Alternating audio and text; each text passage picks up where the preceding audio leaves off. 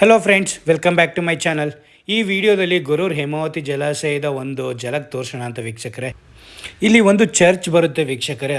ಅದಕ್ಕೆ ಸಟ್ಟಿಹಳ್ಳಿ ಚರ್ಚ್ ಅಂತ ಕರೀತಾರೆ. ಅದು ಸಮ್ಮರಲ್ಲಿ ಫುಲ್ಲು ಎಲ್ಲ ನೀವು ಕ್ಲೀನಾಗಿ ಹೋಗಿ ನೋಡ್ಬೋದು. ಮತ್ತು ತುಂಬ ವೀಕ್ಷಕರು ಸಮ್ಮರಲ್ಲಿ ಇರ್ತಾರೆ. ಬಟ್ ಮಾನ್ಸೂನಲ್ಲಿ ಅದು ಫುಲ್ ಮುಚ್ಚೆ ಹೋಗುತ್ತೆ ವೀಕ್ಷಕರೇ. ಅದು ಅಷ್ಟು ಮಳೆ ಇರೋದ್ರಿಂದ, ಅದು ಮಲೆನಾಡಾಗಿರೋದ್ರಿಂದ ಸ್ವಲ್ಪ ತುಂಬ ಮಳೆಯಿಂದ ಅದು ಮುಚ್ಚೋಗಿರುತ್ತೆ. ಅದರದ್ದೇ ಒಂದು ವ್ಯೂ ಮಾನ್ಸೂನಲ್ಲಿ ನಾನು ತೊಗೊಂಡಿದ್ದೀನಿ.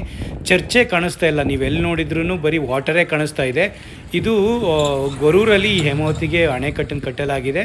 ಇದಿರೋದು ಹಾಸನ ಡಿಸ್ಟಿಕ್ಕಲ್ಲಿ. ಹಾಸನಿಂದ ಒಂದು 28 ಕಿಲೋಮೀಟ್ರ್ ನೀವು ಸಟ್ಟಿಹಳ್ಳಿ ಚರ್ಚ್ ಏನಾದ್ರು ಮತ್ತು ಹಿಮಾಲಯ ರಿಸರ್ವೇರು ಮತ್ತು ಗೊರೂರು ಡ್ಯಾಮಿನವ್ರು ನೋಡಬೇಕು ಅಂದರೆ ಹಾಸನಿಂದ 28 ಕಿಲೋಮೀಟ್ರು. ಹಾಸನಿಂದ ರೋಡೂ ತುಂಬ ಚೆನ್ನಾಗಿದೆ, ಬಂದು ನೀವು ವೀಕ್ಷಣೆ ಮಾಡ್ಬೋದು ವೀಕ್ಷಕರೇ.